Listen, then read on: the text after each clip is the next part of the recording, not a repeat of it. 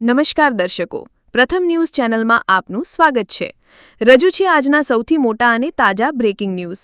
ચાલો શરૂ કરીએ આજના મુખ્ય સમાચારો સાથે। સેવન્થ ડે ઘટનાને લઈને મુસ્લિમ ધર્મગુરુનું મોટું નિવેદન, કહ્યું કે ઇસ્લામના હત્યા ખૂબ મોટો અપરાધ।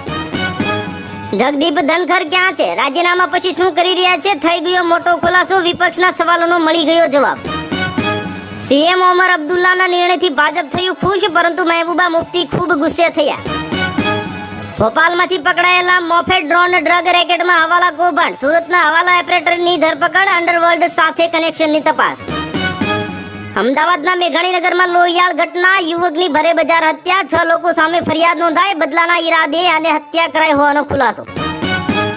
કોંગ્રેસે એવા ઉમેદવારોને મેદાનમાં ઉતાર્યો છે જેણે નક્સલવાદને ટેકો આપ્યો હતો અને સુપ્રીમ કોર્ટ જેવા પવિત્ર પ્લેટફોર્મનો ઉપયોગ કર્યો હતો, એવું અમિત શાહનું આપ્યું મોટું નિવેદન। ગાઝાના પીડિતને ઢોંગ કરી મસ્જિદોમાં પૈસા ઉઘરાવતી સિરિયન ગેંગનો થયો પર્દાફાશ। કરોડો કેશ અને 6 કરોડ દાગીના, ધન કુબેર નીકળ્યા કોંગ્રેસ નેતા, ઓનલાઈન ગેમિંગ બિલ પાસ થતા જ ઈડીએ પાડી રેડ। આરએસએસના વડા મોહન ભાગવતની બેઠકમાં મુસ્લિમનો મંગે મોટો નિર્ણય લેવાયો અને હવે એમઆરએમ ટીમ દરેક ઘર સુધી પહોંચશે। ઉત્તર કોરિયાના તાનાશાહી ઘૂંટણીએ બેસી આવું આંસુ વહાવ્યા અને રશિયા સાથેની મિત્રતા પડી ભારે। જયશંકરે ટ્રમ્પને ઝાટકી નાખ્યા અને કહ્યું કે ના ગમે તો ના ખરીદો, કોઈ તમને બળજબરીથી નથી વેચતું।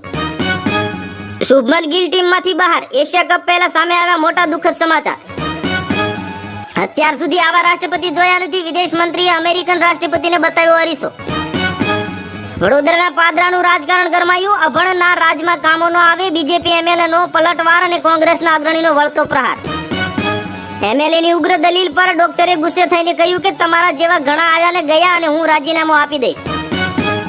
અમદાવાદની સેવન્થ ડે સ્કૂલને વિદ્યાર્થીની હત્યા કેસમાં કર્ણદર્શક નોટિસ અને 3 દિવસમાં જ જવાબ માંગ્યો।